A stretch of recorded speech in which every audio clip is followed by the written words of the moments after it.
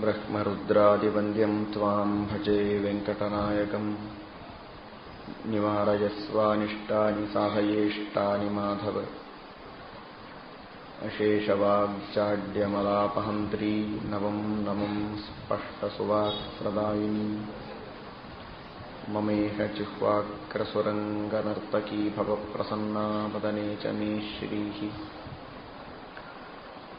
ಧರ್ಮವಿಜ್ಞಾನವೈರಾಗ್ಯಪರಮೈಶ್ವರ್ಯಶಾಲಿನಃ ಆನಂದತೀರ್ಥಭಗವತ್ಪಾದಾನ್ ವಂದೇ ನಿರಂತರಂ. ಭವತಿ ಯದನುಭಾವಾತ್ ಎಡಮುಕೋಪಿ ವಾಗ್ಮೀ ಜಡಮತಿರಪಿ ಜಂತುರ್ಜಾಯತೆ ಪ್ರಾಜ್ಞಮೌಲಿಃ. ಸಕಲವಚನಚೇತೋ ದೇವತಾ ಭಾರತೀ ಸಾ ಮಮ ವಚಸಿ ನಿಧತ್ತಾಂ ಸನ್ನಿಧಿಂ ಮಾನಸೇ ಚ. ನಮೋऽस्तु ತಾತ್ವಿಕಾ ದೇವಾಃ ವಿಷ್ಣುಭಕ್ತಿಪರಾಯಣಾಃ ಧರ್ಮಮಾರ್ಗೇ ಪ್ರೇರಯಂತು ಭವಂತಃ ಸರ್ವ ಏವ ಹಿ. ನೌಮಿ ನ್ಯಾಯಸುಧಾಧಿಕೃಜ್ಜಯಮುನೀನ್ ಶ್ರೀಪಾದರಾತ್ಸನ್ಮಣೀನ್ ವ್ಯಾಸಾರ್ಯಾನ್ ವಿವಿಧಾಗಮಾಬ್ಧಿವಿಹರಾನ್ ಶ್ರೀವಾದಿರಾಜಾನಪಿ ವಂದೇ ಹಂಸವರಾನ್ ರಘೂತ್ತಮಗುರೂನ್ ವೈದಗ್ಧ್ಯವಾರಾಂ ನಿಧೀನ್ ಶ್ರೀಸತ್ಯವ್ರತ ರಾಘವೇಂದ್ರ ಮುನಿಪಾನ್ ಸದ್ಬೋಧಸಧ್ಯಾನಪಾನ್. ಸತ್ಯಾಭಿಜ್ಞಕರಾಬ್ಜೋತ್ಥಾನ್ ಪಂಚಾಶದ್ವರ್ಷಪೂಜಕಾನ್ ಸತ್ಯಪ್ರಮೋದತೀರ್ಥಾರ್ಯಾನ್ ನೌಮಿ ನ್ಯಾಯಸುಧಾರತಾನ್. ಶ್ರೀಗುರುಭ್ಯೋ ನಮಃ.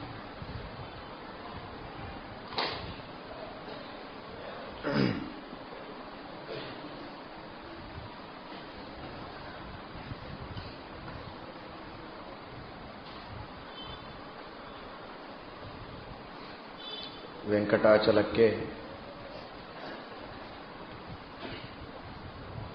ವೆಂಕಟಾಚಲ ಎಂಬ ಹೆಸರು ಬರುವುದಕ್ಕೆ ಕಾರಣವನ್ನ ನೀವೆಲ್ಲ ತಿಳಿದಿದ್ದೀರಿ. ನಮ್ಮ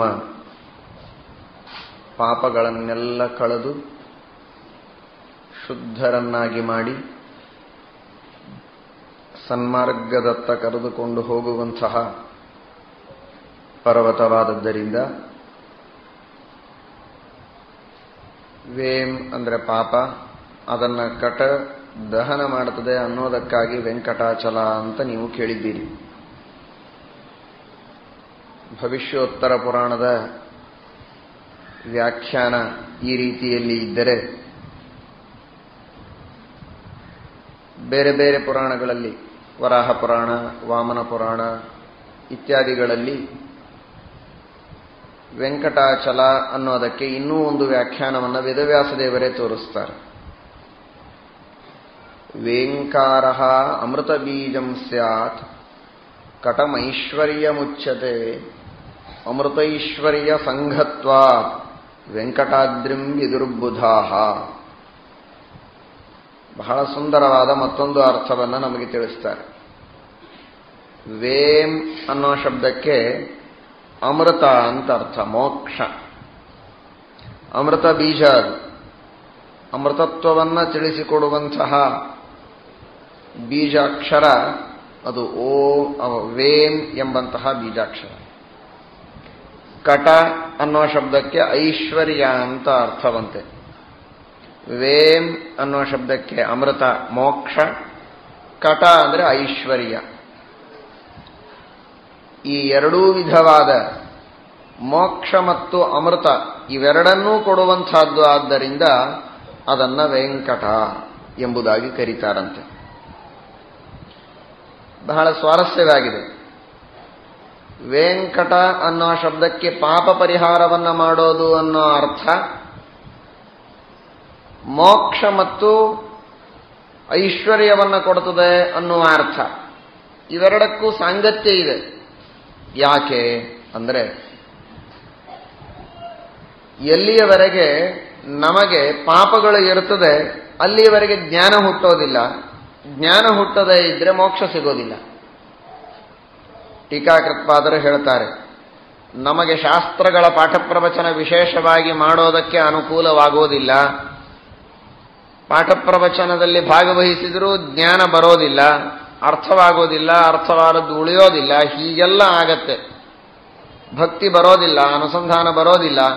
ಇದಕ್ಕೆಲ್ಲ ಕಾರಣ ಜ್ಞಾನಕ್ಕೆ ಪ್ರತಿಬಂಧಕವಾದ ಪಾಪಗಳು ನಮ್ಮಲ್ಲಿ ಇರುತ್ತೆ ಅನ್ನೋದಕ್ಕೋಸ್ಕರವಾಗಿ ಹೀಗೆ ನಮಗೆ ಜ್ಞಾನ ಶೀಘ್ರದಲ್ಲಿ ಹುಟ್ಟೋದಿಲ್ಲ ಅಂತ.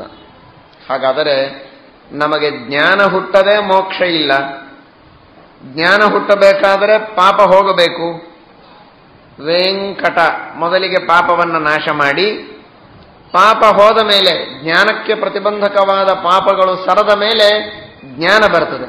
ಜ್ಞಾನ ಬಂದರೆ ಜ್ಞಾನದಿಂದ ವೇಂ ಅಮೃತ ಮೋಕ್ಷ ನಮಗೆ ಸಿಗತ್ತೆ. ಜ್ಞಾನ ಹಾಗೂ ಮೋಕ್ಷಗಳು ಸಿಗೋದಕ್ಕೆ ನಮ್ಮ ಪಾಪಗಳು ಹೋಗೋದು ಹೇಗೆ ಅವಶ್ಯಕವೋ, ಐಶ್ವರ್ಯ ಪ್ರಾಪ್ತಿಯಾಗಬೇಕಾದರೂ ಪಾಪಗಳು ಹೋಗೋದು ಅವಶ್ಯಕ.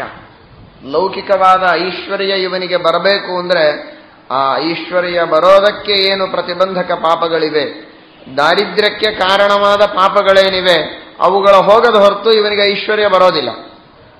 ಆದ್ದರಿಂದ ವೆಂಕಟ ಇವನ ಜ್ಞಾನ ಪ್ರತಿಬಂಧಕವಾದ ಪಾಪಗಳನ್ನೂ ಕಳೀತಾನೆ, ಅಥವಾ ಐಶ್ವರ್ಯಾಪೇಕ್ಷೆ ಇದ್ರೆ ಐಶ್ವರ್ಯಕ್ಕೆ ಪ್ರತಿಬಂಧಕವಾದ ಪಾಪಗಳನ್ನೂ ಕಳೀತಾನೆ ಅನ್ನೋದನ್ನ ವೆಂಕಟ ಅನ್ನೋ ಕಡೆಗೆ ಒಂದು ಪುರಾಣ ಹೇಳಿದರೆ, ಪಾಪಗಳನ್ನು ಕಳೆದ ಮೇಲೆ ಫಲ ಏನು ಕೊಡಬೇಕು, ಮೋಕ್ಷ ಹಾಗೂ ಐಶ್ವರ್ಯಗಳನ್ನು ಫಲವನ್ನಾಗಿ ಕೊಡ್ತಾನೆ ಅನ್ನೋದನ್ನ ಮತ್ತೊಂದು ಪುರಾಣಗಳು ಹೇಳ್ತದೆ.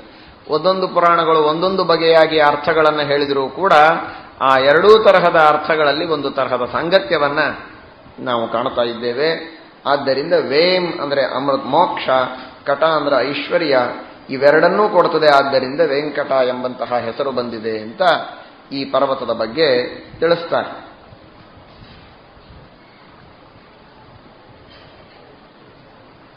ಜ್ಞಾನದಿಂದಲೇ ಮೋಕ್ಷ ಹೊರತು ಜ್ಞಾನ ಇಲ್ಲದೆ ಮೋಕ್ಷ ಇಲ್ಲ ಅನ್ನುವಂತಹ ಒಂದು ಮಾತನ್ನ ನಾವು ಕಾಣುತ್ತೇವೆ.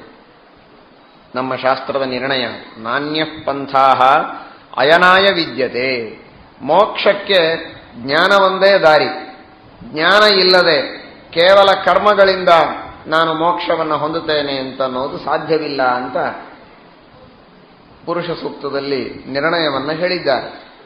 ಅದನ್ನು ಶ್ರೀಮದಾಚಾರ್ಯರು ಸಮರ್ಥನೆ ಮಾಡಿದ್ದಾರೆ. ವಿದ್ಯೈವತು ನಿರ್ಧಾರಣಾತ್ ಅನ್ನೋ ಕಡೆಗೆ ಸೂತ್ರಕಾರರು ನಿರ್ಣಯ ಮಾಡಿದ್ದಾರೆ. ಹೀಗಾಗಿ ಜ್ಞಾನದಿಂದಲೇ ಮೋಕ್ಷ. ಆ ಜ್ಞಾನದಿಂದಲೇ ಮೋಕ್ಷ ಅನ್ನುವ ಮಾತು ಈ ಮಾತಿನಲ್ಲಿ ನಮಗೆ ತೋರ್ತದೆ. ಯಾಕೆ?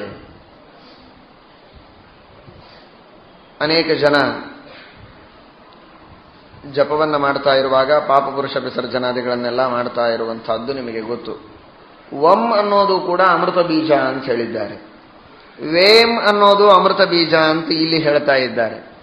ಇದನ್ನು ಸ್ವಲ್ಪ ನಾವು ವಿಶ್ಲೇಷಣೆ ಮಾಡಿದರೆ,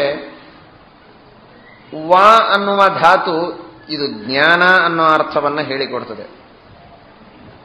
ಸಂಸ್ಕೃತದಲ್ಲಿ ವಾ ಎಂಬ ಧಾತುವಿಗೆ ಜ್ಞಾನ ಅಂತ ಅರ್ಥ ಇದೆ. ವಾ ಗತಿ ಗಂಧನಯೋಹೋ ಅಂತ ಧಾತು. ವಾ ಅನ್ನೋ ಧಾತುವಿಗೆ ಗತಿ ಅಂತ ಅರ್ಥ. ಗತಿ ಅನ್ನೋ ಶಬ್ದಕ್ಕೆ ಜ್ಞಾನ ಅಂತ ಅರ್ಥವಿದೆ. ಹಾಗಾದರೆ ವಾ ಅಂದ್ರೆ ಜ್ಞಾನ. ವಾ ಧಾತುವಿಗೆ ಅರ್ಥ ಇದ್ದದ್ದು ಜ್ಞಾನ, ಆದರೆ ನಾವು ಹೇಳ್ತಾ ಇದ್ದದ್ದು ಮೋಕ್ಷ ಅನ್ನೋ ಅರ್ಥವನ್ನು ಹೇಳ್ತಾ ಇದ್ದೇವೆ. ಯಾಕೆ ಹೇಳ್ತಾ ಇದ್ದೇವೆ ಅಂದ್ರೆ, ಜ್ಞಾನದಿಂದಲೇ ಮೋಕ್ಷವಾಗತ್ತೆ ಅನ್ನೋದಕ್ಕೋಸ್ಕರವಾಗಿ ಜ್ಞಾನ ಅನ್ನೋ ಅರ್ಥವನ್ನು ಹೇಳಿಕೊಡುವ ವಾ ಎಂಬ ಧಾತುವಿನಿಂದ ಜ್ಞಾನದಿಂದ ಹುಟ್ಟುವ ಮೋಕ್ಷವನ್ನ ಆ ಶಬ್ದ ಹೇಳ್ತಾ ಇದೆ. ಜ್ಞಾನಕ್ಕೂ ಮೋಕ್ಷಕ್ಕೂ ಘನಿಷ್ಠವಾದ ಸಂಬಂಧ ಇದ್ದದ್ದರಿಂದ ಜ್ಞಾನದಿಂದ ಮಾತ್ರ ಮೋಕ್ಷವಾಗತ್ತೆ ಅಂತ ತೋರಿಸಿಕೊಡೋದಕ್ಕಾಗಿ ಮೋಕ್ಷಕ್ಕೇನೆ ಜ್ಞಾನ ಎಂಬ ಹೆಸರಿನಿಂದ ಕರೆದಿದ್ದಾರೆ. ಅದರರ್ಥ ಜ್ಞಾನ ಬಿಟ್ಟು ಬೇರೆ ಗತಿ ಇಲ್ಲ ಮೋಕ್ಷಕ್ಕೆ ಅನ್ನೋದನ್ನು ಸೂಚನೆ ಮಾಡೋದೇ ಉದ್ದೇಶ. ಆದ್ದರಿಂದ ವ ಅಥವಾ ವೇ ಈ ಎರಡೂ ಕಡೆಗೆ ಇರತಕ್ಕಂತಹ ಮೂಲಭೂತವಾದ ಧಾತು ವಾ ಎಂಬ ಧಾತು.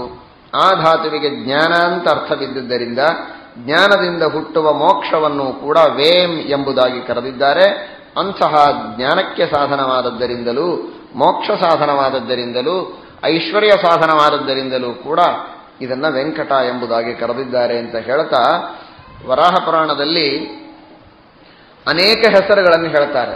ನಾವು ಭವಿಷ್ಯೋತ್ತರ ಪುರಾಣದಲ್ಲಿ ಕೇಳಿದ್ದು 4 ಹೆಸರುಗಳನ್ನು: ವೃಷಭಾಚಲ, ಅಂಜನಾಚಲ, ಶೇಷಾಚಲ, ವೆಂಕಟಾಚಲ ಅಂತ. ಈ 4 ಅಲ್ಲದ ಇನ್ನೂ 10 ಸೇರಿಸಿ 14 ಹೆಸರುಗಳನ್ನ ವರಾಹ ಪುರಾಣ ಹೇಳ್ತದೆ, ಬೇರೆ ಬೇರೆ ಕಾರಣಗಳಿಗಾಗಿ. ಅದನ್ನ ಕೇಳಿದರೂ ಬಹಳ ಪುಣ್ಯ ಇದೆ ಅಂತ ಹೇಳಿದ್ದಾರೆ. ನಮಗೆ ಅಪೇಕ್ಷಿತವಾದದ್ದೆಲ್ಲವನ್ನೂ ಕೊಡುತ್ತದೆ ಅನ್ನೋದಕ್ಕಾಗಿ ಈ ಪರ್ವತಕ್ಕೆ ಚಿಂತಾಮಣಿ ಪರ್ವತ ಅಂತೂ ಹೆಸರಿದೆ ಅಂತೆ. ಜ್ಞಾನ ಬೇಕಾದವರಿಗೆ ಜ್ಞಾನ ಕೊಡುತ್ತದೆ ಅನ್ನೋದಕ್ಕಾಗಿ ಜ್ಞಾನಾಚಲ ಅಂತ ಹೆಸರು. ಎಲ್ಲ ತೀರ್ಥಗಳ ಸನ್ನಿಧಾನ ಇದ್ದದ್ದಕ್ಕೆ ತೀರ್ಥಾಚಲ, ಎಲ್ಲ ಸರೋವರಗಳ ಸನ್ನಿಧಾನ ಇದ್ದದ್ದರಿಂದ ಪುಷ್ಕರಾದ್ರಿ ಅಂತೂ ಕರೀತಾರೆ.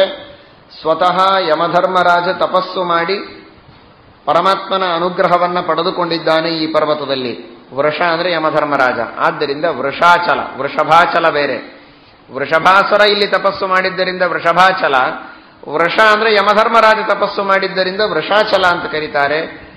ಮೇರು ಪರ್ವತ ಬಂಗಾರದ ಪರ್ವತ, ಅದರ ಮಗ ಇದು, ಆದ್ದರಿಂದ ಇದಕ್ಕೆ ಕನಕಾಚಲ ಅಂತೂ ಕರೀತಾರೆ.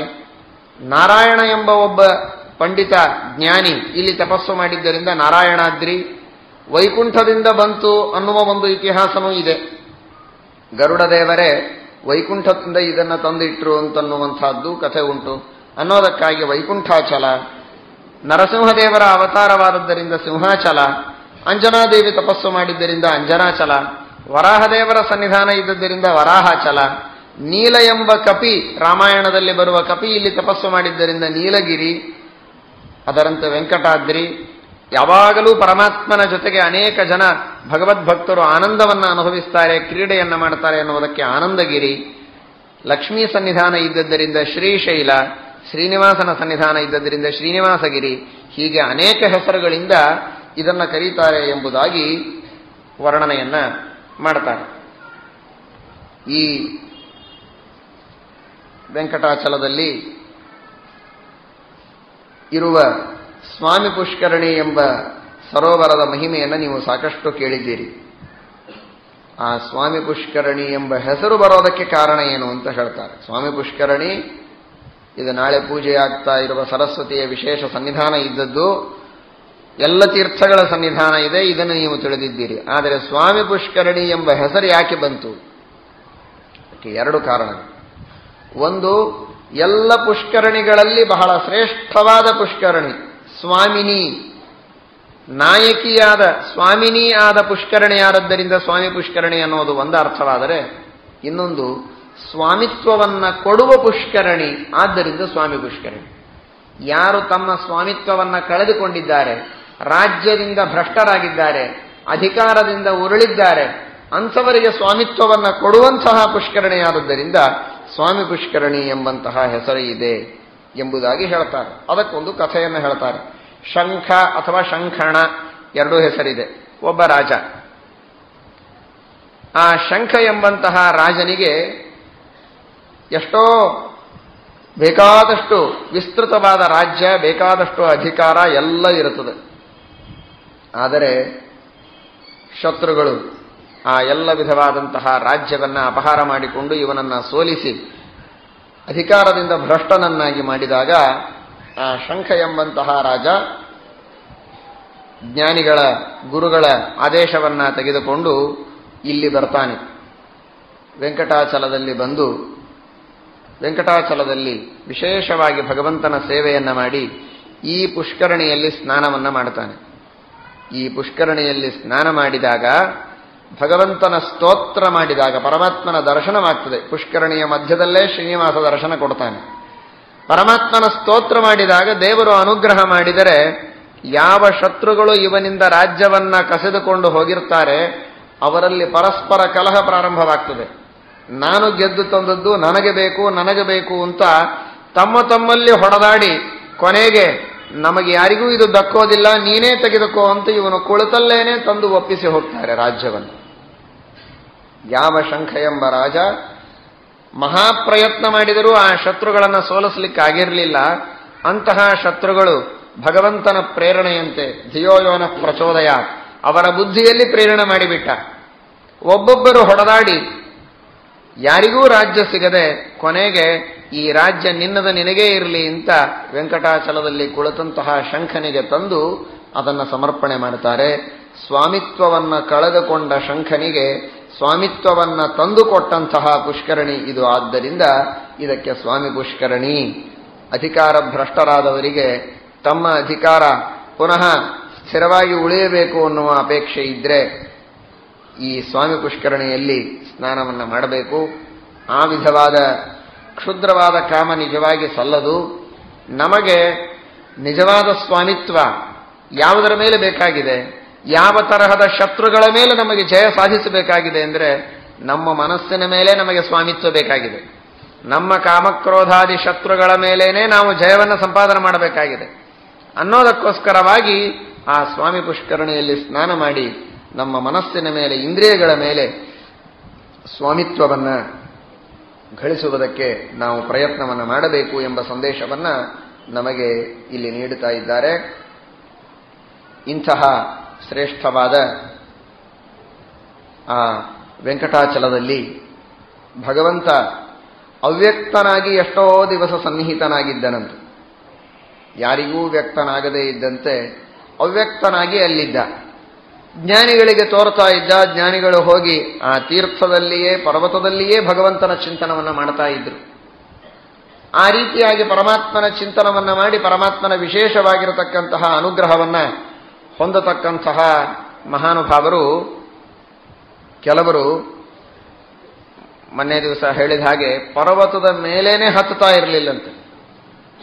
ಪರ್ವತದ ಕೆಳಭಾಗದಲ್ಲಿಯೇ ಇದ್ದು ಪರ್ವತವನ್ನೇ ದೇವರು ಅಂತ ಪೂಜೆ ಮಾಡತಕ್ಕಂತಹ ಮಹಾನುಭಾವರು, ಋಷಿಗಳು ಎಷ್ಟೋ ಜನ ಇದ್ರು ಅಂತ.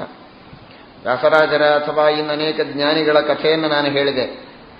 ಅದು ಕೇವಲ ಇವರ ಮನಸ್ಸಿಗೆ ತೋರಿದಂತೆ ಇವರು ನಡೆದದ್ದು ಅನ್ನುವುದು ಮಾತ್ರ ಅಲ್ಲ, ಪುರಾಣದಲ್ಲೇ ಅದರ ಉಲ್ಲೇಖ ಇದೆ.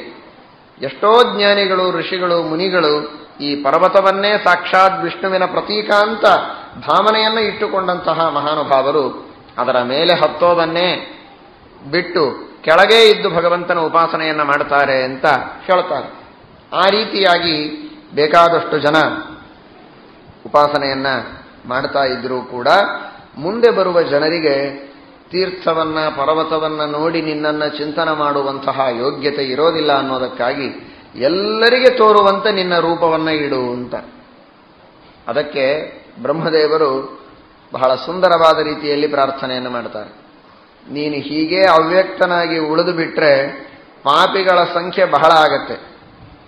ಪಾಪಿಗಳ ಸಂಖ್ಯೆ ಬಹಳ ಆದರೆ ನಿನ್ನದೇನು ಜವಾಬ್ದಾರಿ ಇದೆ ಗೊತ್ತೇನು ಶ್ರೀನಿವಾಸ? ನರಕಗಳನ್ನು ಬಹಳ ಹೊಸದಾಗಿ ಸೃಷ್ಟಿ ಮಾಡಬೇಕಾಗ್ತದೆ. ಈಗ ಮಾಡಿದ ನರಕಗಳು ಸಾಕಾಗುವುದಿಲ್ಲ. ಅಷ್ಟು ಪಾಪಿಗಳು ಕಲಿಯುಗದಲ್ಲಿ ಆಗ್ತಾರೆ. ನೀನು ಮಾಡಿದ ನರಕಗಳು ಸಾಕಾಗಬೇಕು ಅಂತಾದರೆ ನರಕಕ್ಕೆ ಹೆಚ್ಚು ಜನ ಬರದೇ ಇದ್ದಾಗೆ ವ್ಯವಸ್ಥೆ ಮಾಡಬೇಕು. ನರಕಕ್ಕೆ ಹೆಚ್ಚು ಜನ ಬರದೇ ಇದ್ದಾಗೆ ವ್ಯವಸ್ಥೆ ಮಾಡಬೇಕಾಗಿದ್ರೆ ಎಲ್ಲ ಜನರಿಗೆ ನೀನು ತೋರುವಂತೆ ಈ ವೆಂಕಟಾಚಲದಲ್ಲಿ ಪ್ರತ್ಯಕ್ಷನಾಗಿದ್ರೆ ನಿನ್ನ ದರ್ಶನದಿಂದಲೇ ಎಷ್ಟೋ ಪಾಪಗಳಿಂದ ಮುಕ್ತರಾಗ್ತಾರೆ. ನರಕದಲ್ಲಿ ಸ್ವಲ್ಪ ಆದರೂ ಅವಕಾಶ ಇರುತ್ತದೆ ಅಂತ ಅದರ ತಾತ್ಪರ್ಯ. ಭಕ್ತರ, ಯಾಕೆಂದ್ರೆ ಒಂದು ಮಾತನ್ನು ಉಪನಿಷತ್ತು ಹೇಳುತ್ತದೆ, ಎಷ್ಟು ಜನ ಹೋದರೂ ಕೂಡ ಸ್ವರ್ಗ ಆಗಲಿ ನರಕ ಆಗಲಿ ತುಂಬುವುದಿಲ್ಲ, ಭಗವಂತನ ಲೋಕವೂ ತುಂಬುವುದಿಲ್ಲ. ಬೇಕಾದಷ್ಟು ಜನ ಹೋದರೂ ಕೂಡ ಪರಮಾತ್ಮನ ಅದ್ಭುತವಾದ ಶಕ್ತಿಯಿಂದ ಎಲ್ಲರಿಗೂ ಅಲ್ಲಿ ಸ್ಥಳ ಉಂಟೇ ಉಂಟು, ಅವಕಾಶ ಉಂಟೇ ಉಂಟು. ಅದೇನು ದೊಡ್ಡ ಸಮಸ್ಯೆ ಅಲ್ಲ ದೇವರಿಗೆ. ಎಷ್ಟು ಜನ ಬಂದರೂ ಅಲ್ಲಿ ಅಕಾಮಿಡೇಷನ್ ಮಾಡ್ತಾನೆ ದೇವರು.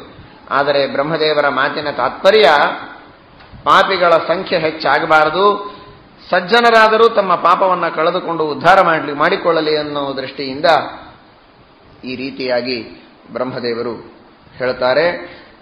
ಪರಮಾತ್ಮ ಸನಕಾದಿಗಳ ಬ್ರಹ್ಮದೇವರ ಪ್ರಾರ್ಥನೆಯಂತೆ ಅವತ್ತಿನಿಂದ ಎಲ್ಲರಿಗೂ ದೃಶ್ಯನಾಗಿ ಈ ಪರ್ವತದಲ್ಲಿ ಸನ್ನಿಹಿತನಾಗಿದ್ದಾನೆ ಎಂಬ ಮಾತನ್ನ ವರಾಹ ಪುರಾಣದಲ್ಲಿ ತಿಳಿಸ್ತಾ ಇದ್ದಾರೆ. ಇದಾದ ಮೇಲೆ ಈ ಕಡೆಗೆ ಭವಿಷ್ಯೋತ್ತರ ಪುರಾಣದ ವೆಂಕಟಾಚಲದ ಮಹಾತ್ಮ್ಯದಲ್ಲಿ ಪರಮಾತ್ಮ ವಲ್ಮೀಕದಲ್ಲಿ ಬಂದು ಹುತ್ತಿನಲ್ಲಿ ಸನ್ನಿಹಿತನಾಗಿದ್ದಾನೆ. ಚೋಳರಾಜನಿಗೆ ಶಾಪ ಕೊಟ್ಟ. ಚೋಳರಾಜನನ್ನು ಕಳಿಸಿಯಾದ ಮೇಲೆ ಒಂದು ದಿವಸ ಪರಮಾತ್ಮ ವಲ್ಮೀಕದಿಂದ ಹೊರಗೆ ಬಂದು ಸಂಚಾರ ಮಾಡ್ತಾ ಇದ್ದಾನೆ. ಈ ಕಡೆಗೆ ವರಾಹದೇವರು, ಪರಮಾತ್ಮನದೇ ಇನ್ನೊಂದು ರೂಪ, ಶ್ಯಾಮಾಕವನ್ನ, ಧಾನ್ಯವನ್ನ ಅಪಹಾರ ಮಾಡುವ ಅಸುರನನ್ನ ಸಂಹಾರ ಮಾಡಿ ವರಾಹದೇವರು ಬರ್ತಾ ಇದ್ದಾರೆ. ವರಾಹದೇವರ ಸೈನ್ಯ ಬರ್ತಾ ಇದೆ. ಆ ವರಾಹದೇವರ ಸೈನ್ಯ ಪರಮಾತ್ಮನನ್ನ ಶ್ರೀನಿವಾಸನನ್ನ ಬೆನ್ನತ್ತಿ ಬಂದರೆ ದೇವರು ಹೆದರಿದಂತೆ ನಟನೆ ಮಾಡಿ ವಲ್ಮೀಕದಲ್ಲಿ ಪ್ರವೇಶ ಮಾಡ್ತಾನೆ. ವರಾಹದೇವರು ಬಂದು ಪರಮಾತ್ಮನನ್ನ ಹೊರಗೆ ಕರೀತಾರೆ. ಆಗ ಭಗವಂತನ ವರಾಹದೇವರ ಅದ್ಭುತವಾದ ಸಮಾಗಮ. ದೇವತೆಗಳು ಪುಷ್ಪವೃಷ್ಟಿಯನ್ನ ಮಾಡ್ತಾರೆ. ವರಾಹದೇವರು ಬಹಳ ಹೊಲಸಾದ ರೂಪ, ಶ್ರೀನಿವಾಸನದು ಬಹಳ ಸುಂದರವಾದ ರೂಪ ಅಂತ ತಿಳಿಯಬೇಡಿ. ಪುರುಷನ ಆಕಾರದಲ್ಲಿರುವ ಶ್ರೀನಿವಾಸನ ರೂಪ ಎಷ್ಟು ಸುಂದರವೋ ಅಷ್ಟೇ ಸುಂದರವಾದದ್ದು ವರಾಹ ರೂಪವೂ ಕೂಡ. ಅದು ನಮಗೂ ನಿಮಗೂ ಊಹೆ ಮಾಡಲಿಕ್ಕೆ ಸಾಧ್ಯವಿಲ್ಲದೆ ಇದ್ದ ಮಾತು. ಅವನು ಮೀನಿನ ರೂಪದಲ್ಲಿರಬಹುದು, ವರಾಹದ ರೂಪದಲ್ಲಿರಬಹುದು, ಸಿಂಹದ ರೂಪದಲ್ಲಿರಬಹುದು, ಪುರುಷನ ರೂಪದಲ್ಲಿರಬಹುದು. ಸೌಂದರ್ಯದಲ್ಲಿ ಕೊರತೆ ಇಲ್ಲ. ಅನಂತವಾದ ಸೌಂದರ್ಯದ ಖನಿಯಾದ ಭಗವಂತನಿಗೆ ಎರಡು ರೂಪಗಳಲ್ಲಿಯೂ ವ್ಯತ್ಯಾಸ ಇಲ್ಲ. ಅಷ್ಟು ಸುಂದರವಾದಂತಹ ಆ ಎರಡೂ ರೂಪಗಳಿಂದ ಪರಮಾತ್ಮ ಸಂವಾದವನ್ನು ಮಾಡ್ತಾ ಇದ್ರೆ ದೇವತೆಗಳು ಪುಷ್ಪವೃಷ್ಟಿಯನ್ನು ಮಾಡ್ತಾರೆ. ಇದೇನು ಪರಮಾತ್ಮನ ಲೀಲೆ? ಎರಡೂ ಒಂದೇ ರೂಪ, ಒಬ್ಬನೇ ಭಗವಂತ. ಒಬ್ಬನು ಮಾತಾಡ್ತಾನೆ, ಇನ್ನೊಬ್ಬನು ಕೇಳ್ತಾನೆ, ಪ್ರಶ್ನೆ ಕೇಳ್ತಾನೆ, ಉತ್ತರ ಕೇಳ್ತಾನೆ, ಕರಾರುಗಳನ್ನು ಹಾಕ್ತಾನೆ, ಒಬ್ಬೊಬ್ಬರು ವ್ಯವಹಾರವನ್ನು ಮಾಡ್ತಾ ಇದ್ದಾರೆ. ಇದು ಎಷ್ಟು ವಿಚಿತ್ರ ಎಂಬುದಾಗಿ ಪುಷ್ಪವೃಷ್ಟಿಯನ್ನ ಮಾಡ್ತಾರೆ. ನಿಜವಾಗಿ ಪರಮಾತ್ಮನಿಗೆ ಶ್ರೀನಿವಾಸನಿಗೂ ವರಾಹನಿಗೂ ಅಭೇದ ಇದ್ದದ್ದರಿಂದ ಅಭೇದವಿದ್ದರೂ ಬೇರೆಯಾದವರಂತೆ ತೋರ್ತಾರೆ ಅನ್ನೋದಕ್ಕಾಗಿ ಇದೊಂದು ಲೀಲೆ. ಬೇರೆನೇ ಇದ್ದವರು ಮಾತಾಡಿದರೆ ಅದು ಲೀಲೆ ಅಲ್ಲ. ಅದು ನಾವೆಲ್ಲ ಬೇರೆ ಬೇರೆನೇ ಇದ್ದೇವೆ, ಮಾತಾಡ್ತೇವೆ. ನಾವೆಲ್ಲರೂ ಒಂದೇ ಆಗಿದ್ರೆ, ಎಲ್ಲ ಜೀವರು ಒಂದೇ ಅಂತಾಗಿದ್ರೆ ನಾವು ಯಾರು ಮಾತಾಡಿದ್ರೂ ಪುಷ್ಪವೃಷ್ಟಿ ಮಾಡಬೇಕಾಗಿತ್ತು. ನಮಗೆಂದೂ ಪುಷ್ಪವೃಷ್ಟಿ ಮಾಡಿಲ್ಲಲ್ಲ, ಕಲ್ಲಿನ ವೃಷ್ಟಿ ಮಾಡಿಲ್ಲ, ಅದೇ ವಾಸಿ. ಪುಷ್ಪವೃಷ್ಟಿ ಮಾಡಿಲ್ಲ. ಯಾಕೆ? ಭೇದ ಇದ್ದದ್ದು ಸತ್ಯ. ಆದರೆ ಒಬ್ಬನೇ ವ್ಯಕ್ತಿ ಏಕಪಾತ್ರಾಭಿನಯನವನ್ನ ಮಾಡ್ತಾ ತಾನೇ ಗಂಡಿನ ಧ್ವನಿಯಿಂದ ಮಾತಾಡ್ತಾನೆ, ತಾನೇ ಹೆಣ್ಣಿನ ಧ್ವನಿಯಿಂದ ಉತ್ತರ ಕೊಡ್ತಾನೆ. ಒಂದು ವೇಷದಿಂದ ಬಂದು ಒಂದು ಪ್ರಸಂಗವನ್ನ ಮಾಡಿದರೆ ಒಂದೇ ಕ್ಷಣದಲ್ಲಿ ವೇಷವನ್ನ ಬದಲಾಯಿಸಿ ಇನ್ನೊಂದು ರೀತಿಯಾಗಿ ಮಾತಾಡ್ತಾನೆ. ಒಂದು ಕ್ಷಣ ಆದರೂ ಬೇಕು ಅವನಿಗೆ ವೇಷ ಬದಲಾಯಿಸಲಿಕ್ಕೆ, ನಟನಿಗೆ. ಆದರೆ ಭಗವಂತನಿಗೆ ಒಂದು ಕ್ಷಣನೂ ಬೇಕಾಗಿಲ್ಲ. ಏಕಕಾಲಕ್ಕೆ ಅನಂತ ರೂಪಗಳನ್ನು ತೆಗೆದುಕೊಂಡು ಭಗವಂತ ಆ ಲೀಲೆಯನ್ನ ಮಾಡ್ತಾನಲ್ಲ, ಅದನ್ನ ನೋಡೋದಕ್ಕೆ ಆನಂದವಾಗತ್ತೆ ಎಂಬುದಾಗಿ ದೇವತೆಗಳು ಪುಷ್ಪವೃಷ್ಟಿಯನ್ನ ಮಾಡಿದ್ದಾರೆ. ಪರಮಾತ್ಮ ತನ್ನ ಪರಿಚಯವನ್ನ ವರಾಹದೇವರಿಗೆ ಹೇಳಿಕೊಂಡು ಎಷ್ಟೋ ಸಹಸ್ರ ವರ್ಷಗಳು ಕಳೆದು ಹೋಗಿವೆ. ಈಗ ವರಾಹದೇವರಿಗೆ ಪರಮಾತ್ಮ ಕೇಳ್ತಾನೆ, ನಿನ್ನ ಇದೆಲ್ಲ ವರಾಹದೇವರ ವರಾಹಾದ್ರಿ, ಅದು ವರಾಹದೇವರ ಸ್ಥಾನ. ಅದು ವರಾಹದೇವರು ಭೂಮಿಯನ್ನ ಉದ್ಧಾರ ಮಾಡಿ, ಸಮುದ್ರದಲ್ಲಿರುವಂತಹ ಭೂಮಿಯನ್ನ ಉದ್ಧಾರ ಮಾಡಿ ಸ್ಥಾಪನೆ ಮಾಡಿದ ಮೇಲೆ ಈ ವೆಂಕಟಾದ್ರಿಯಲ್ಲಿ ಬಂದು ನೆಲೆಸ್ತಾರೆ. ಅಂದಿನಿಂದ ವರಾಹದೇವರೇ ನೆಲೆಸಿದ ಸ್ಥಳ. ಆದರೆ ಇವತ್ತು ಶ್ರೀನಿವಾಸ ಕೇಳ್ತಾನೆ, ನನಗೆ ನಿನ್ನ ಪರ್ವತದಲ್ಲಿ ಇರೋದಕ್ಕೆ ಸ್ವಲ್ಪ ಅವಕಾಶ ಕೊಡು, ಸ್ಥಳ ಕೊಡು ಅಂತ. ಕಲಿಯುಗದಲ್ಲಿ ಬರತಕ್ಕಂತಹ ಜನರು ಹೇಗಿರ್ತಾರೆ ಅನ್ನೋದನ್ನು ದೇವರು ತೋರಿಸ್ತಾ ಇದ್ದಾನೆ. ಮೊದಲಿಗೆ ಇರೋ ಹಾಗೆ ಇದ್ದು ಬಿಡೋದು. ಈ ತಮಿಳುನಾಡೊಳಗೆ ಅದು ಬಂದುದು ಬಿಟ್ಟದು ನಮಗೆ ಗೊತ್ತಿಲ್ಲ. ಕರ್ನಾಟಕದಲ್ಲಿ ಒಂದು ಸ್ಕೀಮ್ ಬಂದಿದೆ, ಅಕ್ರಮ ಸಕ್ರಮ ಅಂತ ಒಂದು ಸ್ಕೀಮು. ಇಲ್ಲಿ ನಿಮಗೆ ಗೊತ್ತಿರಲಿಕ್ಕಿಲ್ಲ ಆ ಹೆಸರು. ಅದರ ಅರ್ಥ ಏನು ಅಂದ್ರೆ, ಮೊದಲಿಗೆ ಅಕ್ರಮವಾಗಿ ಇದ್ದು ಬಿಡೋದು, ಆಮೇಲೆ ನಾವು ಹೀಗಿದ್ದೇವೆ ಇದನ್ನ ಸಕ್ರಮ ಮಾಡಿಕೊಡಿ ಅಂತ ಅಪ್ಲಿಕೇಶನ್ ಕೊಟ್ಟರೆ ಅದನ್ನು ಮಾಡಿಬಿಡಬಹುದು ಅಂತ. ವಿನಾಕಾರಣವಾಗಿ ಅಕ್ರಮವಾಗಿ ಜನರು ಬಹಳ ಇರೋದಕ್ಕಿಂತಲೂ ಅವರು ಅಕ್ರಮವಾಗಿ ಇದ್ದದ್ದನ್ನು ನಾವೇ ಒಪ್ಪಿಗೆ ಕೊಟ್ಟು ಅವರನ್ನು ಒಳ್ಳೆಯವರನ್ನಾಗಿ ಮಾಡೋಣ ಅಂತ ಒಂದು ಸ್ಕೀಮ್ ತೆಗೆದಿದ್ದಾರೆ. ಹೀಗೆ ಜನ ಮೋಸ ಮಾಡ್ತಾರೆ ಅನ್ನೋದನ್ನ ಕಲಿಯುಗದ ಸ್ವಭಾವ ದೇವರು ತೋರಿಸ್ತಾನೆ. ತಾನಿದ್ದು ಎಷ್ಟೋ ದಿವಸ ಆದ ಮೇಲೆ ನನಗೊಂದು ಸ್ಥಳ ಕೊಡು ಅಂದ್ರೆ ವರಾಹದೇವರಂತಾರೆ, ಸ್ಥಳಂ ಮೌಲ್ಯೇನ ಗೃಹ್ಯತಾಂ.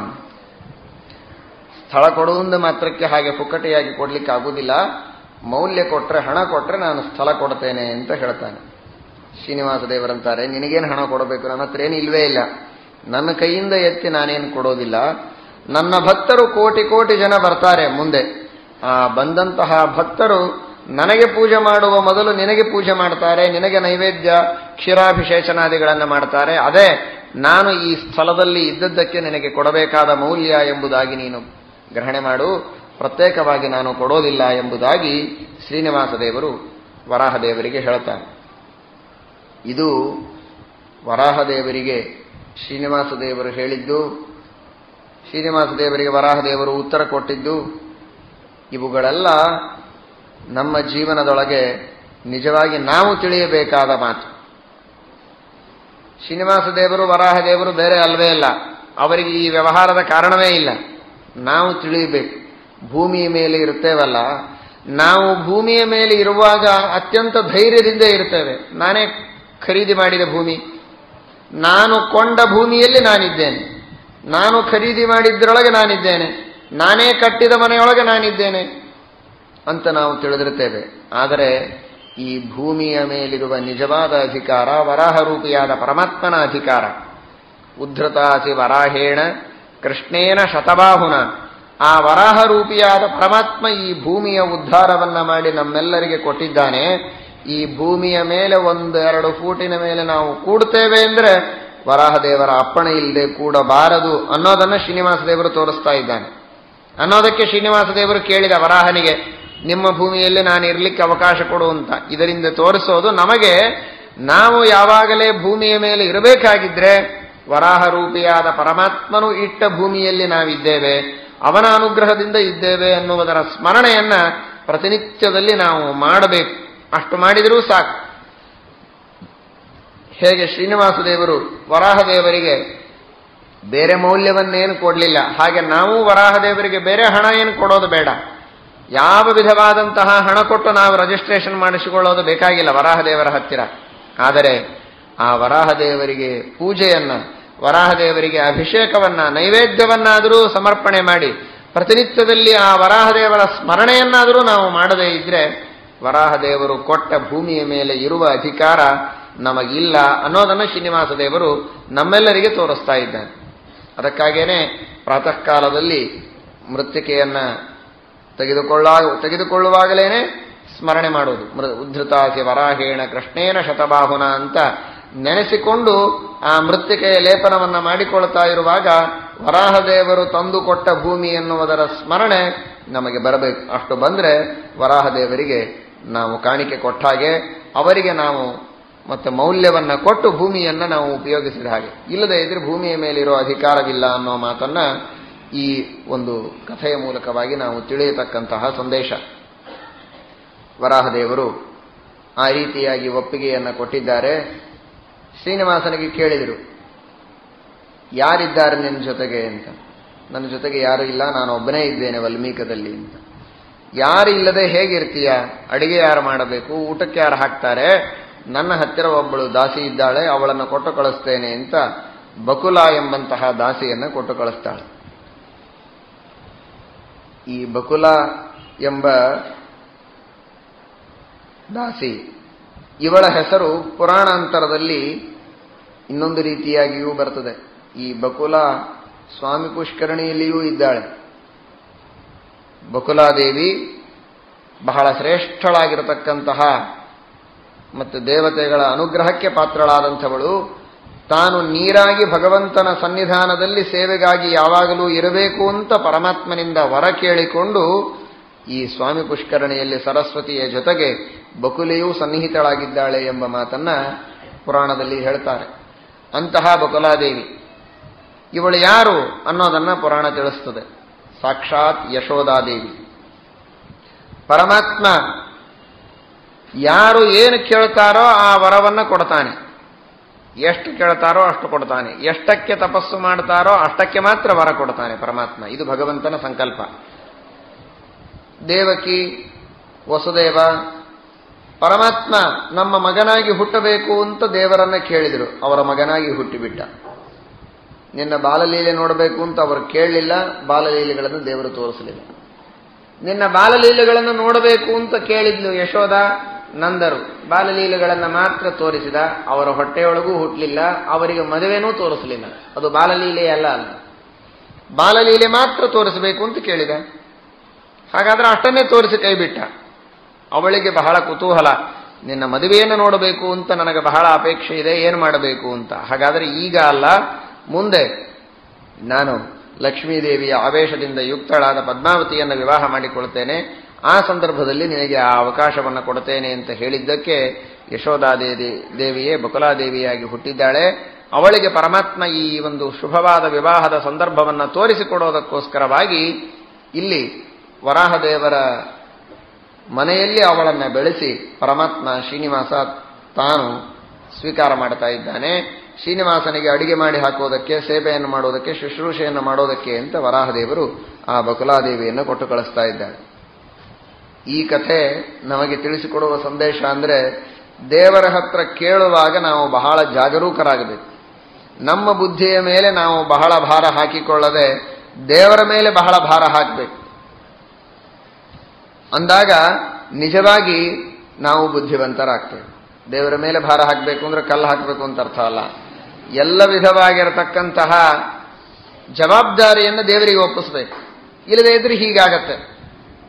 ಏನೋ ಕೇಳಬೇಕು ಅಂತ ಅವಸರದೊಳಗೆ ನಾವು ಹೋದಾಗ ಏನನ್ನೋ ಕೇಳಿಬಿಡ್ತೇವೆ. ನಮ್ಮ ಮನಸ್ಸಿನೊಳಗಿದ್ದದ್ದನ್ನೆಲ್ಲ ಕೇಳಲಿಕ್ಕೆ ಆಗುವುದಿಲ್ಲ. ಏನೋ ಕೇಳಿಬಿಟ್ರೆ ನಮ್ಮ ಪುಣ್ಯನೂ ಸ್ವಲ್ಪ ಇರ್ತದೆ. ಹೀಗಾಗಿ ದೇವರು ನಾವು ಎಷ್ಟು ಕೇಳಿರ್ತೇವೋ ಅಷ್ಟೇ ಕೊಟ್ಟು ಕಳಿಸಿಬಿಡ್ತಾನೆ.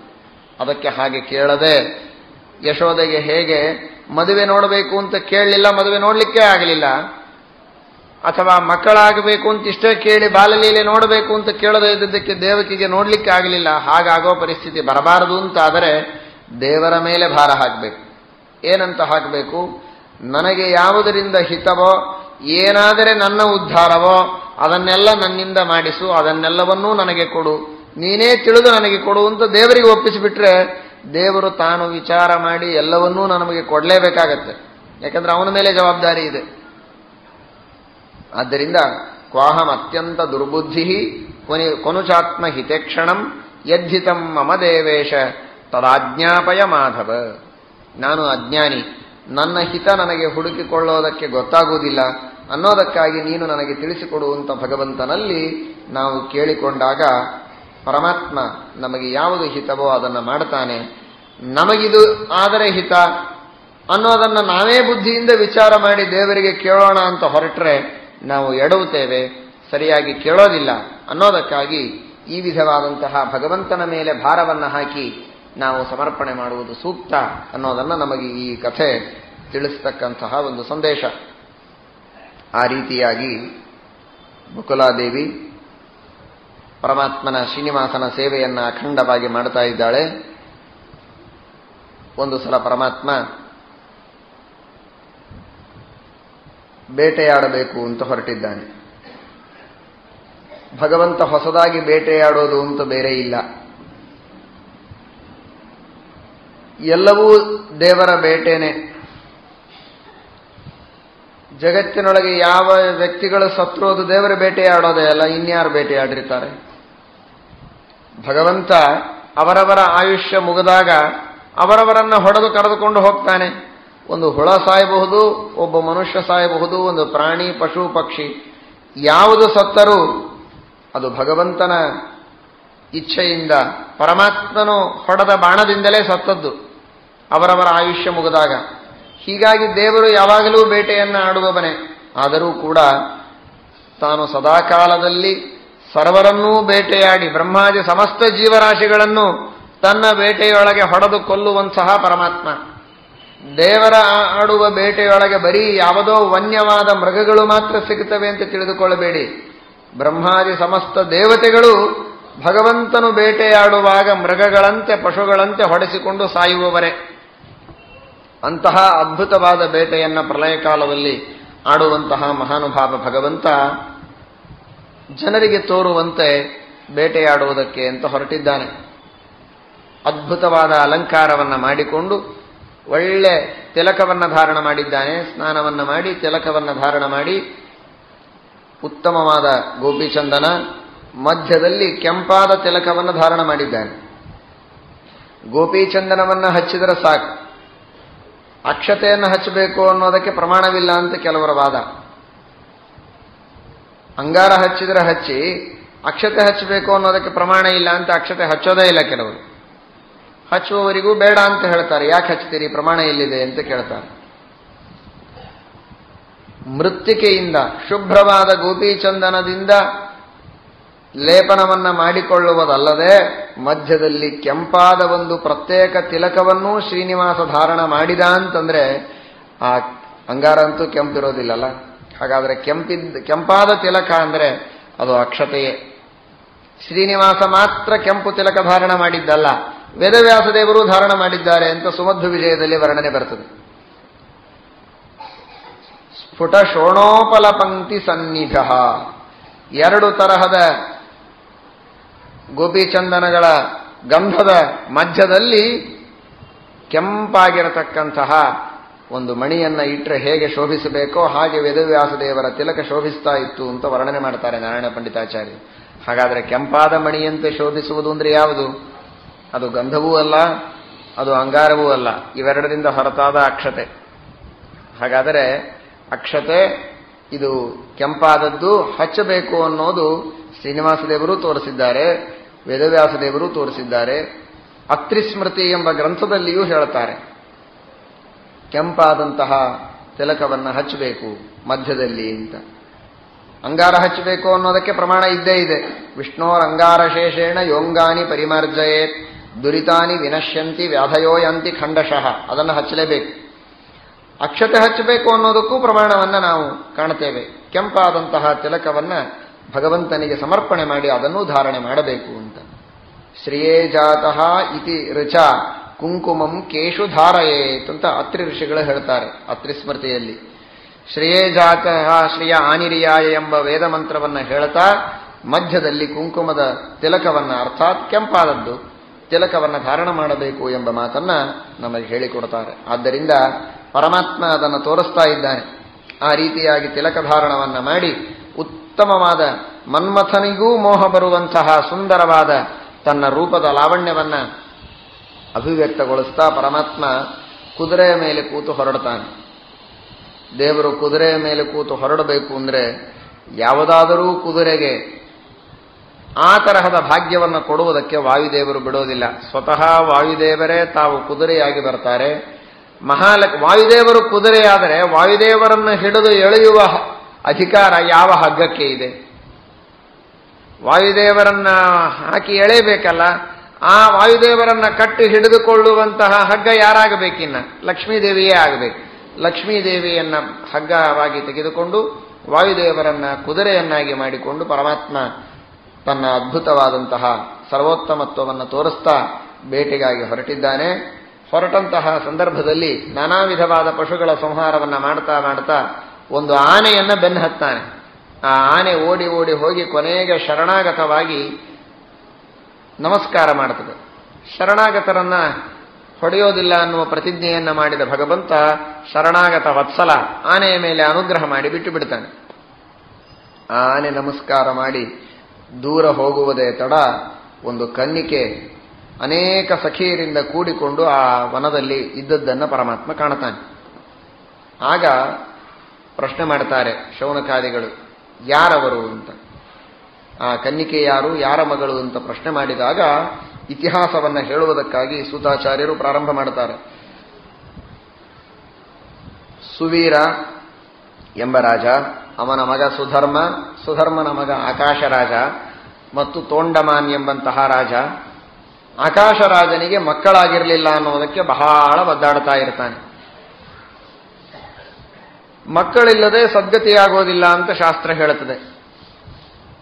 ಮಕ್ಕಳಿಲ್ಲದೆ ಇದ್ರೆ ಸದ್ಗತಿಯಾಗೋದಿಲ್ಲ ಅಂತ ಶಾಸ್ತ್ರದ ಆದೇಶವಾದ ಮೇಲೆ ನನ್ನ ಉದ್ಧಾರವಾಗೋದು ಹೇಗೆ?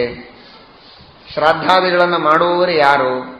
ಶ್ರಾದ್ದಾದಿಗಳನ್ನು ಮಾಡದೇ ಇದ್ರೆ ನನ್ನ ಸರಿಯಾದಂತಹ ಗತಿಯನ್ನು ನಾನು ಹೊಂದೋದಿಲ್ಲ ಅನ್ನೋದಕ್ಕಾಗಿ ಆಕಾಶ ರಾಜ ಬಹಳ ಪರಿತಪಿಸ್ತಾ ಇರ್ತಾನೆ,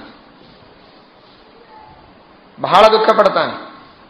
ಪಿತೃಗಳ ಋಣವನ್ನು ನಾನು ತೀರಿಸಲಿಕ್ಕಾಗೋದಿಲ್ಲ, ಶ್ರಾದ್ದಾದಿ ಕರ್ಮಗಳನ್ನು ಮಾಡಿಸಿಕೊಂಡು ನಾನು ಸ್ವತಃ ಉದ್ಧಾರವನ್ನು ಹೊಂದಲಿಕ್ಕೂ ಆಗೋದಿಲ್ಲ, ಇಷ್ಟೆಲ್ಲ ರಾಜ್ಯವನ್ನು ನಾನು ಗಳಿಸಿ ಏನು ಪ್ರಯೋಜನ ಅಂತ ಬಹಳ ದುಃಖ ಪಡ್ತಾನೆ. ಆದರೆ ಶ್ರೀಮದಾಚಾರ್ಯರು ನಿರ್ಣಯ ಕೊಡ್ತಾರೆ, ಮಕ್ಕಳಾಗಬೇಕು, ಮಕ್ಕಳನ್ನು ಪಡೆದು ಉತ್ತಮವಾದಂತಹ ಗತಿಯನ್ನು ಹೊಂದಬೇಕು ಅನ್ನುವುದು ಸತ್ಯ. ಆದರೆ ಮಕ್ಕಳಾಗದೇ ಇದ್ರೆ ಏನು ಸಾಧನೆ ಮಾಡಿದರೂ ವ್ಯರ್ಥ, ಅವನು ನರಕವನ್ನೇ ಹೊಂದುತ್ತಾನೆ ಅಂತನ್ನೋ ಮಾತು ಸುಳ್ಳು ಅಂತಾರೆ ಶ್ರೀಮದಾಚಾರ್ಯರು. ಅನಪತ್ಯೋಪಿ ಸದ್ಧರ್ಮ ಲೋಕಜಿನ್ನಾತ್ರ ಸಂಶಯ. ಅನಪತ್ಯೋಪಿ ಮಕ್ಕಳಾಗದೇ ಇದ್ದರೂ ಕೂಡ ಸದ್ಧರ್ಮ ವೇದೋಕ್ತವಾದ ಕರ್ಮಗಳನ್ನು ಚೆನ್ನಾಗಿ ಮಾಡ್ತಾ ಇದ್ದ ಅಂತಾದರೆ, ಉತ್ತಮವಾದ ಜ್ಞಾನವನ್ನು ಸಂಪಾದನೆ ಮಾಡಿದ ಅಂತಾದರೆ, ಭಗವದ್ಭಕ್ತಿಯನ್ನು ಸಂಪಾದನೆ ಮಾಡಿದ ಅಂತಾದರೆ ಅವನಿಗೆ ನಿಶ್ಚಿತವಾಗಿಯೂ ಉತ್ತಮ ಲೋಕಗಳಾಗೇ ಆಗತ್ತೆ, ಅದರೊಳಗೆ ಸಂಶಯನೇ ಇಲ್ಲ. ಆ ಮಕ್ಕಳಾಗದೇ ಇರೋ ಮಾತ್ರದಿಂದ ಏನು ಧರ್ಮ ಮಾಡಿದರೂ ಅವು ನಿಷ್ಫಲವಾಗ್ತದೆ ಅಂತನ್ನೋದಲ್ಲ. ಮಕ್ಕಳಾದರೆ ಅವರು ಶ್ರಾದ್ದಾದ ಕರ್ಮಗಳನ್ನು ಮಾಡಿದರೆ ಉತ್ತಮ ಗತಿ ಆಗ್ತದೆ ಎನ್ನುವುದು ಸರಿ. ಆದರೆ ಮಕ್ಕಳಾಗದೇ ಇದ್ರೆ ಏನು ಗತಿನೇ ಆಗೋದಿಲ್ಲ ಅಂತಲ್ಲ, ಜ್ಞಾನದಿಂದಲೇ ನಿಜವಾದ ಗತಿ. ತಾನು ಮಾಡಿದ ವೇದೋಕ್ತವಾದ ವಿಹಿತವಾದ ಕರ್ಮಗಳಿಂದಲೇ ತನಗೆ ಉತ್ತಮವಾದ ಗತಿ. ಆ ಗತಿ ಆಗಬೇಕು ಅಂತಂದ್ರೆ ಜ್ಞಾನಾದಿಗಳು ಅವಶ್ಯಕವೇ ಹೊರತು ಮಕ್ಕಳಾಗಲೇಬೇಕು ಅನ್ನೋದು ಇಲ್ಲ. ಆದರೆ ಕೆಲವು ಸಲ ಪರಮಾತ್ಮ ನಿಯಮ ಮಾಡ್ತಾನೆ. ಏನು ಅಂದರೆ ಯಾರು ಯಾವುದನ್ನು ಪಡೆಯುವುದಕ್ಕಾಗಿ ಹುಟ್ಟಿರ್ತಾರೆ ಅವರು ಅದನ್ನು ಪಡೆಯಲೇಬೇಕು ಅಂತ. ಯದರ್ಥಮೇಷ ಜಾಯತೆ ಪುಮನ್ಹಿ ತಸ್ಯ ಸೋಕೃತೇ ಶುಭಂ ಗತಿಂ ನತೂ ವ್ರಜೇ ಧ್ರುವಂ ತಥೋನ್ಯಮಾರಯನ್ ಅಂತ ತಾತ್ಪರ್ಯ ನಿರ್ಣಯದಲ್ಲಿ ಆಚಾರ್ಯರು ಈ ಮಾತನ್ನು ಹೇಳ್ತಾರೆ. ಪಾಂಡುರಾಜ ಮಕ್ಕಳನ್ನು ಪಡೆಯದೇ ಇದ್ರೆ ಸದ್ಗತಿ ಆಗೋದಿಲ್ಲ ಅನ್ನೋದಕ್ಕೋಸ್ಕರವಾಗಿ ನೀನು ಮೇಲೆ ಬರಬೇಡ ಅಂತ ಹೇಳಿದರು ಅಂತ ಹೇಳ್ತಾರೆ. ಯಾಕೆ ಹಾಗೆ ಹೇಳಿದರು ಅಂದರೆ ಪಾಂಡುರಾಜ ಪಾಂಡವರಂತಹ ಮಹಾನುಭಾವರನ್ನ ಪಡೆದು ಭೂಭಾರ ಹರಣ ಮಾಡುವುದರೊಳಗೆ ತಾನು ಸೇವೆಯನ್ನು ಸಲ್ಲಿಸಬೇಕು ಅನ್ನೋದಕ್ಕಾಗೇ ಅವತಾರ ಮಾಡಿದವನು. ಅದಕ್ಕಾಗಿಯೇ ಅವತಾರ ಮಾಡದವನು ಅದನ್ನು ಪಡೆಯದೆ ಹಾಗೆ ಹೋದ ಅಂದರೆ ಅವನಿಗೆ ಸದ್ಗತಿ ಇಲ್ಲ. ಮಕ್ಕಳಾಗದೇ ಇದ್ದ ಮಾತ್ರಕ್ಕೆ ಸದ್ಗತಿ ಇಲ್ಲ ಅಂತ ಅರ್ಥ ಅಲ್ಲ. ಮಕ್ಕಳನ್ನ ಪಡೆದು ಸೇವೆಯನ್ನು ಮಾಡೋದಕ್ಕಾಗೇ ಕೆಲವರು ಹುಟ್ಟಿರ್ತಾರೆ. ಅಂಥವರು ಮಕ್ಕಳನ್ನು ಪಡೆಯದೇ ಇದ್ರೆ ಅವರಿಗೆ ಸದ್ಗತಿಯಾಗೋದಿಲ್ಲ. ಪರಮಾತ್ಮನ ಆದೇಶ ಪರಿಪಾಲನ ಮಾಡೋದು ಅವರ ಕರ್ತವ್ಯ ಅನ್ನೋದಕ್ಕಾಗಿ ಪಾಂಡುರಾಜನಿಗೆ ಮಕ್ಕಳನ್ನು ಪಡೆಯಬೇಕು ಅಂತ ಋಷಿಗಳು ಆಜ್ಞೆ ಮಾಡಿದರು ಅಂತ ನಾವು ಕೇಳ್ತೇವೆ. ಹಾಗೆ ಆಕಾಶರಾಜನಿಂದ ದೊಡ್ಡ ಕೆಲಸ ಆಗಬೇಕಾಗಿದೆ. ಪದ್ಮಾವತಿ ವಸುದಾನರಂತಹ ಮಕ್ಕಳನ್ನ ಪಡೆದು ಆ ಮಕ್ಕಳ ಮೂಲಕವಾಗಿ ಸಾಕ್ಷಾತ್ ಭಗವಂತನ ಅವತಾರ ಕಾರ್ಯವನ್ನ ಪರಮಾತ್ಮ ಪೂರ್ಣ ಮಾಡುವುದರೊಳಗೆ ಸೇವೆಯನ್ನು ಸಲ್ಲಿಸಬೇಕಾಗಿದೆ. ಆ ಸೌಭಾಗ್ಯವನ್ನು ಪಡೆದುಕೊಳ್ಳೋದಕ್ಕಾಗಿಯೇ ಆಕಾಶರಾಜನ ಅವತಾರ ಆದದ್ದು. ಬ್ರಹ್ಮದೇವರ ಆಜ್ಞೆ ಇದೆ ಮಾಧವನಿಗೆ, ನೀನೇ ಮುಂದೆ ಆಕಾಶರಾಜನಾಗಿ ಹುಟ್ಟಿಯ, ಹುಟ್ಟಿದಾಗ ನಿನಗೆ ಅಳೆಯನಾಗಿ ಪರಮಾತ್ಮನೇ ದೊರಕುತ್ತಾನೆ ಅಂತ. ಹಾಗಾದರೆ ಬ್ರಹ್ಮದೇವರ ಆದೇಶದಂತೆ, ಪರಮಾತ್ಮನ ಆದೇಶದಂತೆ ತಾನು ಮಕ್ಕಳನ್ನ ಪಡೆದು ಪರಮಾತ್ಮನಿಗೆ ಮಾವನಾಗುವಂತಹ ಒಂದು ಭಾಗ್ಯವನ್ನ ಈ ಜನ್ಮದಲ್ಲಿ ಪಡೆದುಕೊಳ್ಳುವುದಕ್ಕಾಗಿಯೇ ಹುಟ್ಟಿದವನು ಇವನು ಆಕಾಶರಾಜ.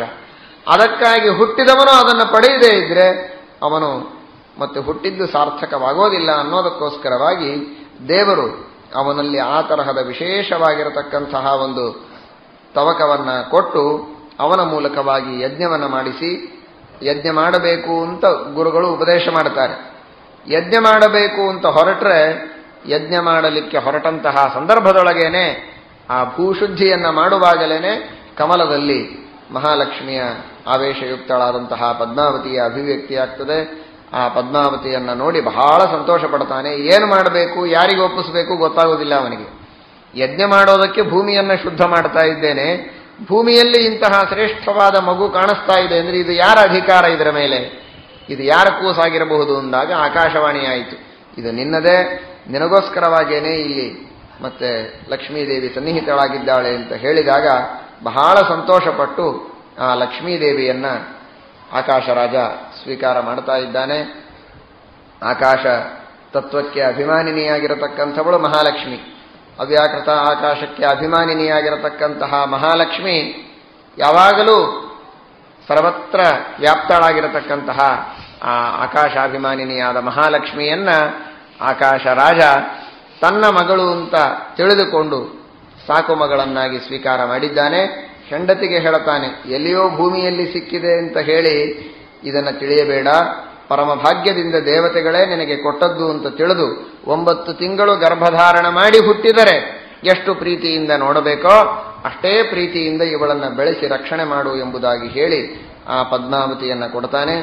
ಪದ್ಮಾವತಿಯ ಕಾಲ್ಗುಣದಿಂದ ವಸುದಾನ ಎಂಬಂತಹ ಮಗನೂ ಕೂಡ ಆ ಆಕಾಶರಾಜನಿಗೆ ಪದ್ಮಾವತಿಯ ತಮ್ಮನಾಗಿ ಹುಟ್ಟುತ್ತಾನೆ ಎಂಬಂತಹ ಮಾತನ್ನ ಇಲ್ಲಿ ತಿಳಿಸ್ತಾ ಇದ್ದಾರೆ. ಅಂತಹ ಮಹಾಲಕ್ಷ್ಮಿಯ ಸನ್ನಿಧಾನದಿಂದ ಯುಕ್ತಳಾದ ಪದ್ಮಾವತಿ, ಅವಳನ್ನ ಪರಮಾತ್ಮ ಶ್ರೀನಿವಾಸ ಇಲ್ಲಿ ನೋಡಿದ ಎಂಬುದಾಗಿ ಸೂತಾಚಾರ್ಯರು ಶೌನಕರಿಗೆ ತಿಳಿಸ್ತಾ ಇದ್ದಾರೆ. ಶ್ರೀಕೃಷ್ಣ.